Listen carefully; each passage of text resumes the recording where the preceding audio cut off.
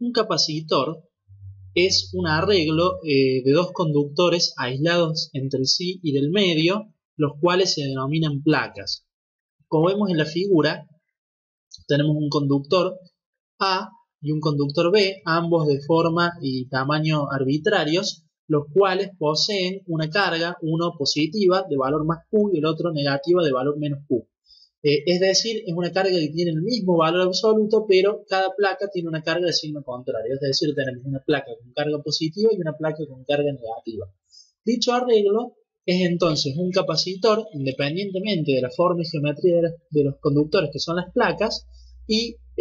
como vemos, las líneas de campo eléctrico, de acuerdo a lo que nosotros ya hemos visto en el estudio de electrostática, obviamente son salientes desde la carga positiva e ingresantes a la carga negativa. De esta forma, vemos que en cierto modo el campo eléctrico queda confinado a esta configuración de conductores. Por lo tanto, la capacidad o la característica esencial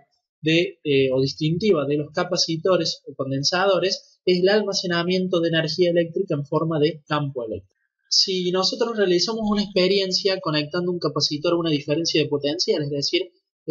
conectando una batería que ofrezca una diferencia de potencial B entre las placas que lo constituyen, el borne positivo, la placa positiva, y el borne negativo de la batería, la placa negativa,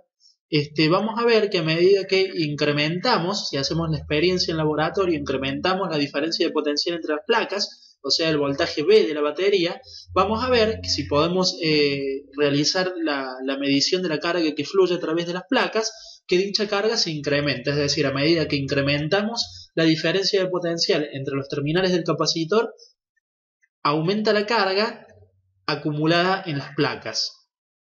Por tanto, vemos que la relación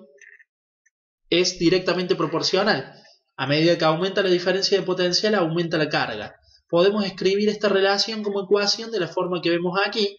donde la constante de proporcionalidad entre la diferencia de potencial y la carga es la constante C. Dicha constante es lo que denominamos capacitancia o capacidad eléctrica y es la propiedad característica intrínseca de los capacitores o condensadores eléctricos. Si despejamos de esta ecuación el término capacidad, o sea, pasamos dividiendo al otro miembro la diferencia de potencia del voltaje conectado entre las placas del capacitor, vemos que la capacitancia o capacidad eléctrica tiene unidades de coulombios sobre volt. Esta unidad recibe en el sistema internacional el nombre de faradio y es la unidad de medida de la capacitancia. Un faradio de por sí es una unidad muy grande, por lo cual en la práctica va a ser mucho más común o cotidiano encontrarnos con submúltiplos de faradio, como pueden ser el microfaradio, el nanofaradio y el picofaradio, correspondientes respectivamente a 10 a la menos 6, 10 a la menos 9 y 10 a la menos 12 faradios. Una construcción más típica que aquella que se caracteriza por conductores arbitrarios, o sea, la definición conceptual de capacitor es la de conformar una estructura de este tipo, pero con dos placas paralelas enfrentadas entre sí, separadas por el dieléctrico o aislante, ¿sí?, entre las placas, que aísla a las placas entre sí y permite que se establezca un campo eléctrico entre ellas. Dicha estructura se conoce como capacitor de placas paralelas y va a ser una de las estructuras más típicas con las cuales nos vamos a encontrar en el desarrollo de capacitores. A nivel comercial y a nivel, digamos, cotidiano, vamos a ver que esta es una de, o al menos de las estructuras posibles o de las formas, geometrías posibles en las que podemos llevar a cabo la construcción de un capacitor, una de las más características y que además nos van a permitir realizar un cálculo, un análisis de cómo se estima la capacidad eléctrica de un arreglo de dos placas, que a la vez nos sirve para analizar otras geometrías. No obstante, nos vamos a centrar en esta, que es la principal. Consta de una placa positiva, una placa negativa, ambas conectadas a sus correspondientes terminales y obviamente separadas entre sí mediante un aislante o dieléctrico que puede ser cualquier material no conductor de la electricidad, como puede ser aire o vacío, o distintos tipos de aislantes como variedades de polímeros, policarbonato, polipropileno, papel, mica, etcétera, cerámica. Bueno, eso dependerá de la tecnología de fabricación del dispositivo. El símbolo del capacitor que vamos a encontrar en los diagramas eléctricos es muy similar al siguiente, donde tenemos dos rayas paralelas que representan las placas y los correspondientes terminales para conectarlo al resto del circuito. Ahora sí, una vez visto la definición de capacitor, vamos a continuar estudiando el caso particular en esta vista lateral de un capacitor de placas paralelas y realizando un análisis de la carga depositada en las placas, el campo eléctrico debido a estas cargas en una superficie gaussiana que nos va a permitir determinar la carga encerrada de acuerdo a la expresión de la ley de Gauss mediante la integral de Gauss, y luego calculando la diferencia de potencial entre las placas en función del campo eléctrico que hemos calculado antes con la ley de Gauss, vamos a poder determinar una expresión para la capacidad en el caso de la geometría de placas paralelas. Partiendo de la ley de Gauss, si trazamos una superficie gaussiana que encierre las cargas positivas depositadas justamente en la placa correspondiente, si tenemos que el área de las placas que conforman este capacitor de placas paralelas es mucho más grande, aquí estaría exagerado obviamente que la distancia que las separa, es decir, sería despreciable la distancia que separa las placas respecto a la dimensión de superficie de las mismas, entonces vamos a despreciar el efecto de curvatura que se produciría en las líneas de campo de los extremos. Esto es debido a que las cargas se acumulan, como ya sabemos por análisis de conductores, en situación electrostática se acumulan en los vértices, por lo cual aquí la línea de campo tendería a curvarse, de hecho lo hace, pero si las placas son muy grandes, esa pequeña curvatura es despreciable, podemos suponer entonces que todas las líneas son perpendiculares a ambas placas y que tenemos un campo eléctrico uniforme, con una distribución de carga continua a lo largo de los conductores. De este modo vamos a tener una densidad de carga superficial, o sea, carga sobre metro cuadrado, carga sobre unidad de superficie, que va a ser igual a Q sobre A, donde Q es la carga acumulada en cada placa, si el valor absoluto de la carga, sobre A, que sería el área de cada placa, que para una geometría típica vamos a tener que ambas placas, positiva y negativa, en este capacitor estándar de placas paralelas son iguales, ambas placas tienen el mismo tamaño. Entonces, una vez que tenemos eso, procedemos al cálculo de la carga encerrada en esta superficie gaussiana aplicando la ley de Gauss. Nosotros sabemos que dicha carga va a ser igual al producto de la permitividad del vacío, en este caso es aire o vacío lo que separa ambas placas, por la integral de superficie del campo eléctrico. Como en nuestra distribución el vector campo eléctrico va a ser uniforme, por tanto, esta integral de superficie es la integral de un término constante, por lo cual este sale fuera de la integral e integramos simplemente el diferencial de área. La integral del diferencial de área es efectivamente el área de las placas, por lo tanto, resolviendo la integral de Gauss nos queda que la carga encerrada en cada placa es igual al producto de el módulo del campo eléctrico, que es constante, por el área de la placa por la permitividad del vacío. Una vez que hemos obtenido la expresión para el cálculo de la carga, vamos a calcular la diferencia de potencial a partir del campo, como ya hemos visto, empleando la integral de línea del vector campo eléctrico entre dos tramos,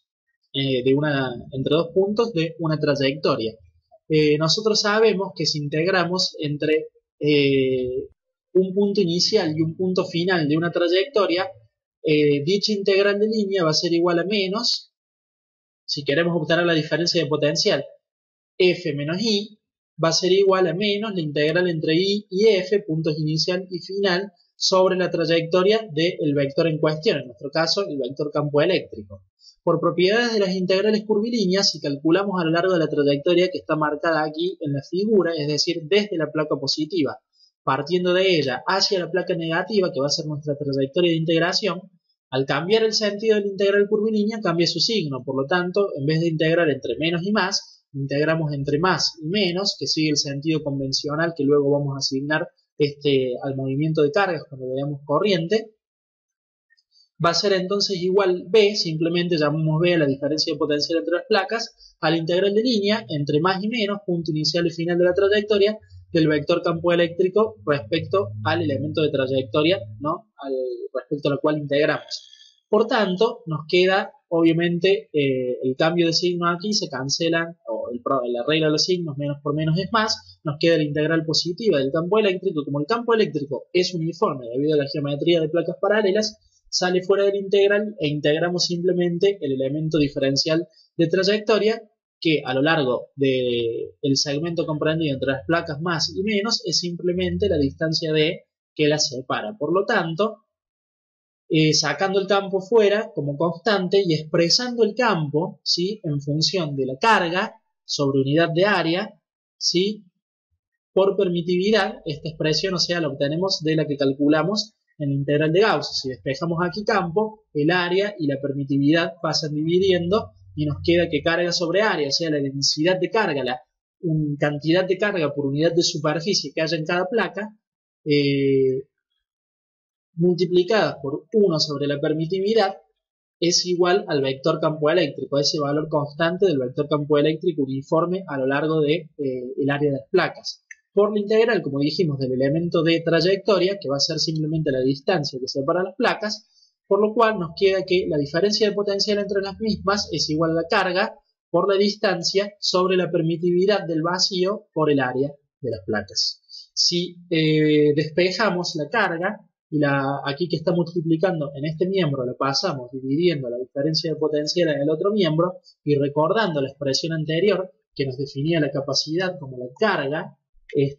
sobre la diferencia de potencial, en este caso fíjense que tenemos diferencia de potencial sobre carga, por lo tanto si elevamos eso al exponente menos 1, es decir, el recíproco, que sería en vez de diferencia de potencial sobre carga, carga sobre diferencia de potencial, el cual hemos definido como capacitancia o capacidad eléctrica, será entonces al inverso, al recíproco de este cociente, o sea, permitividad por área sobre distancia, ¿no? La carga pasamos dividiendo el otro miembro y luego elevamos todo al exponente menos 1 para obtener la expresión o la definición de capacidad. Por tanto, hemos, a partir de este análisis, encontrado que para el capacitor o para la geometría de placas paralelas, la capacitancia es igual al producto de la permitividad del vacío, ¿sí?, para un capacitor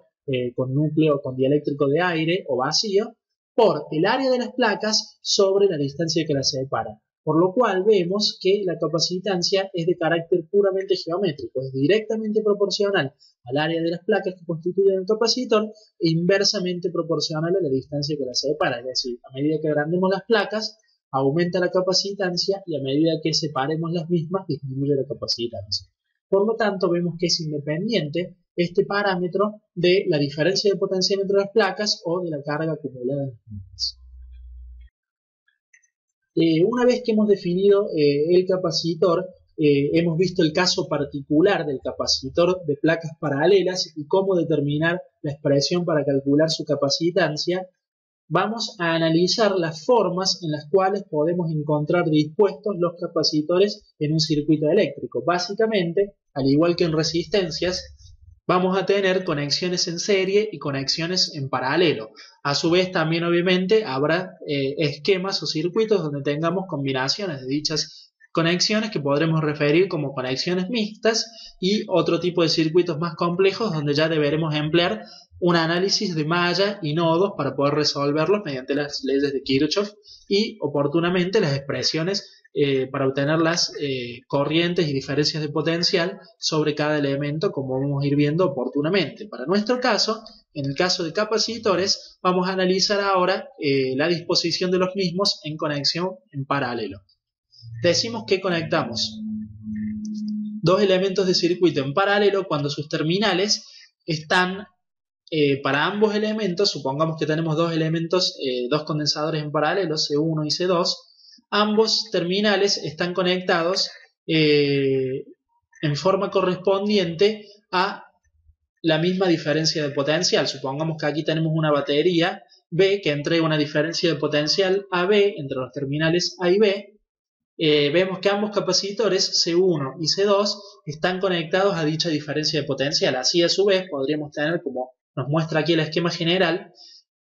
un capacitor C3, un C4 y así sucesivamente hasta el Cn, todos conectados a los mismos terminales A y B, donde tendremos o una fuente directa, porque hay una batería, una fuente de alimentación conectada, o alguna rama del circuito que obviamente entre esos dos puntos, entre esos dos terminales, habrá una diferencia de potencial y todos los elementos van a estar conectados a esa misma diferencia de potencial. Partiendo de esto, nos interesa determinar una capacitancia equivalente entre dichos terminales A y B. ¿Cuál va a ser esta capacitancia equivalente? Y un capacitor que tenga un valor tal que si reemplazamos C1, C2, C3 hasta C sub n, los que hubiere, por dicha capacitancia equivalente, el circuito se comporta del mismo modo. Es decir, esta capacitancia equivale a la suma o a la resolución de todos esos capacitores que hay dispuestos en paralelo. Nuestro objetivo es determinar la expresión que nos permite obtener dicha capacitancia equivalente. Partiendo entonces de que todos los elementos del circuito, o sea, todos los capacitores, para esta conexión van a estar a la misma diferencia de potencial y teniendo en cuenta la definición de carga en función de la capacitancia y la diferencia de potencial, vemos que la carga acumulada en las placas del capacitor 1 va a ser igual al producto de la capacitancia del mismo por la diferencia de potencial B. Así, a la vez, asimismo, tenemos que la carga almacenada en el capacitor 2 va a ser igual al producto de su capacitancia por la diferencia de potencial B. Ambas diferencias de potenciales, como hemos dicho, requisito de la conexión en paralelo, son la misma, el potencial que hay entre A y B. Por tanto, la carga total acumulada en el esquema que nos interesa, que va a ser la carga que haya acumulada en las placas de este capacitor o esta capacitancia equivalente, va a ser igual a la suma de las cargas que constituyen el esquema paralelo. En este caso, C1 y C2. Reemplazando entonces, vemos que la carga es igual a la capacitancia equivalente por la diferencia de potencial entre sus placas. ¿Esto qué va a ser igual? La capacitancia equivalente por la diferencia de potencial a las capacitancias individuales por la diferencia de potencial sumadas. Como estas diferencias de potencial son las mismas, es decir, la única, la correspondiente o la que está entre A y B, la batería que está entre A y B o la rama del circuito entre A y B a una diferencia de potencial dada, en nuestro caso esta B, podemos sacar en el segundo miembro el factor común de esta diferencia de potencial, ya que es la misma, nos quedará B por la sumatoria de C1 más C2. Como la B es la misma en ambos miembros, ¿sí? La diferencia de potencial A y B, la simplificamos y nos queda simplemente que la capacitancia equivalente para este esquema en paralelo es C1 más C2. Si extendemos este análisis en vez de dos capacitores a n capacitores, veremos que la capacitancia equivalente entre los terminales A y B es simplemente la sumatoria de los n valores de los capacitores individuales. Por lo tanto, generalizando es la sumatoria para acá que va de 1 a n de cada C sub k, donde C sub k es cada uno de los capacitores conectados en paralelo. Por lo tanto, vemos que la capacitancia equivalente de un circuito paralelo es igual a la sumatoria de las capacitancias intervinientes y por tanto es mayor a la mayor de las capacidades que intervienen, porque es el resultado de sumar linealmente todas las capacidades o todos los valores de los capacitores que están conectados en paralelo. Por lo tanto, si conecto en paralelo un capacitor de 2 microfaradios con un capacitor de 10 microfaradios, voy a tener una capacitancia total de 10 más 2, 12 microfaradios, que es más grande que la mayor de las capacitancias que había en el circuito, que era la de 10 microfaradios. Sí, el hecho de sumarlos uno a uno hace que la resultante o el equivalente sea mayor a la mayor de las capacidades conectadas en paralelo. El siguiente tipo de conexión que vamos a ver entre capacitores en un circuito eléctrico es la conexión en serie. Sabemos que los elementos conectados en serie se conectan, como ya hemos visto en análisis de circuitos resistivos, se conectan uno a continuación del otro. Es decir, si tenemos los terminales A y B, que estarían, supongamos, conectados a una diferencia de potencial, a una batería o a alguna rama del circuito que obviamente va a estar a una diferencia de potencial dada, vamos a conectar el terminal el primer terminal del capacitor 1 en este caso a dicho terminal A, luego el terminal 2 de dicho capacitor al otro capacitor que será nuestro C2 en este esquema y su otro terminal al terminal B, es decir que tenemos los capacitores conectados uno a continuación del otro. Veamos que es diferente al esquema paralelo donde antes teníamos ambos conectados entre A y B. En este caso, solo uno de los terminales está conectado a A de un capacitor y a B está conectado otro terminal del otro capacitor y a su vez los otros terminales restantes de ambos están conectados entre sí. Un análisis de esta configuración nos permite ver que si conectamos aquí una diferencia de potencial AB, Este inducirá, supongamos que aquí hay una polaridad negativa en el terminal A y una polaridad positiva en el terminal B, o sea, la batería está conectada de modo tal que en B está su terminal positivo y en A su negativo. Vemos que se va a inducir en el caso del terminal A, la placa conectada al terminal A, el capacitor 1, se va a inducir una carga menos Q en dicha placa. A su vez, el conductor conformado por la segunda placa del capacitor 1 y la primera placa del capacitor 2 que vemos aquí dentro de esta figura de líneas punteadas, este conductor, digamos, en forma de H, formado por las placas de C1 y C2, las placas internas y el conductor que las une de sus terminales, vemos que dicho conductor está aislado del medio porque está en contacto con los dieléctricos respectivos de dichos capacitores C1 y C2 y está aislado de los terminales de la batería A y B. El hecho de que aparezca aquí una carga más Q es debido a la inducción, a la carga inducida. Nosotros ya hemos visto métodos de carga en nuestro análisis predecesor de la electrostática y por tanto esta carga menos Q que aparece aquí en la placa izquierda de C1 debido al potencial negativo de la batería induce una carga de signo opuesto porque repele las cargas negativas de la placa derecha de C1 y por tanto genera o induce una carga inducida más Q en la placa derecha de C1. A su vez, ese déficit de carga negativa se compensa o dichas cargas se trasladan hacia el otro extremo del conductor en H, o sea, la placa izquierda de C2. Por lo tanto, se induce en dicha placa, una carga del mismo módulo, pero de signo contrario, menos Q, que a la vez va a inducir una carga más Q en la placa derecha del capacitor C2, que está conectado obviamente al potencial positivo de la batería. Por lo tanto, mediante este análisis de carga inducida, vemos que la carga depositada en todas las placas de la configuración es la misma. Por lo tanto, todos los capacitores, en este caso C1 y C2, C3, C4 y así sucesivamente hasta un C sub n, van a tener en una configuración en serie la misma carga en sus placas. Por lo tanto, en este caso vamos a partir del análisis de que la carga en todos los capacitores de la configuración va a ser la misma y la diferencia de potencial que haya entre los terminales de cada capacitor C1, C2 y así todos los que hubiere en la configuración en serie va a depender de los valores de la capacitancia que tengan cada uno de ellos. Por lo tanto, si analizamos para nuestra configuración en particular, veremos que B sub 1, o sea el potencial, la diferencia de potencial entre los terminales del capacitor 1 va a ser igual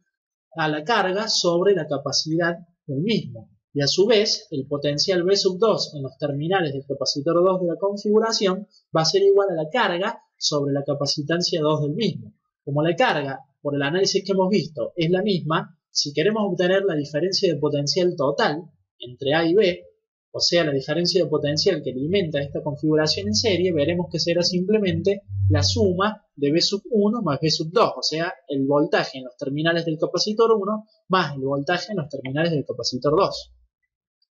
A su vez, sabemos que este voltaje entre A y B va a ser igual a la carga almacenada en la configuración sobre la capacitancia equivalente, o sea, la que nosotros estableceríamos entre A y B como aquella capacitancia que,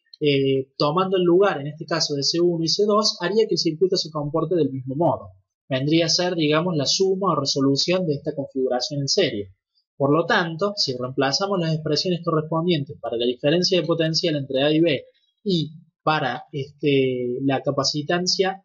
o la suma de las diferencias de potenciales B sub 1 y B sub 2, que son iguales a la diferencia de potencial total, nos queda que la carga total sobre la capacidad equivalente, o sea B, es igual a la carga total sobre la capacidad 1 más la carga total sobre la capacidad 2, o sea B1 más B2. Esto es B, B1, B2, o sea el voltaje entre los terminales A y B es igual al voltaje entre los terminales de C1 más el voltaje entre los terminales de C2. Como esta carga es la misma, ¿sí? O sea, podemos sacar factor común aquí de la carga, esa carga se simplifica con la carga que hay en el otro miembro, o sea, es la carga almacenada en todas las placas que hemos visto que es la misma para la configuración en serie, para todos los capacitores que intervienen, y nos queda que 1 sobre la capacitancia equivalente es igual A1 sobre C1 más 1 sobre C2. O sea, en lenguaje matemático, el recíproco de la capacitancia equivalente es igual a la sumatoria de los recíprocos de las capacitancias individuales que conforman la configuración en serie. O sea, viéndolo generalizado para n capacitores, 1 sobre C a B, o sea, la capacitancia equivalente entre los terminales A y B, es igual a la sumatoria para K que va de 1 a N de 1 sobre C sub K, o sea, de los recíprocos de cada una de las capacitancias que conforman el circuito serie. Por lo tanto, si queremos obtener la capacitancia equivalente, veremos que será 1 sobre toda esta expresión, o esta expresión, la suma de los recíprocos de cada capacitancia individual elevado a la menos 1. Por lo tanto, para el análisis de dos capacitores, si sacamos un denominador común, veremos que nos queda directamente hacemos C1 por C2, ¿sí? C1 por C2 dividido C1 es igual a C2 y C1 por C2 dividido C2 es igual a C1. O sea que nos quedaría, tomando denominador común, el equivalente de esta expresión, C1 más C2 sobre C1 por C2. Eso sería igual al recíproco, a la capacitancia equivalente elevada al exponente menos 1, o 1 sobre la capacitancia equivalente. Por lo tanto, si tomamos el exponente negativo unitario de eso, o sea, tomamos el recíproco y obtenemos directamente la capacitancia equivalente, en vez de quedarnos C1 más C2 sobre C1 por C2, nos queda C1 por C2 sobre C1 más C2. Dicha expresión es más compacta y nos permite calcular rápidamente,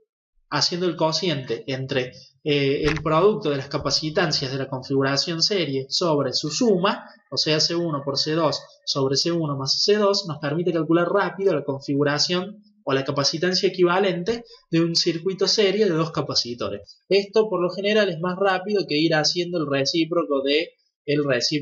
la suma de los recíprocos de cada una de las capacidades individuales. Por lo tanto, cuando tenemos más de dos capacitores en la configuración serie, lo que hacemos es ir agrupando de dos. Supongamos que hubiésemos tenido C sub 1, C sub 2, C sub 3.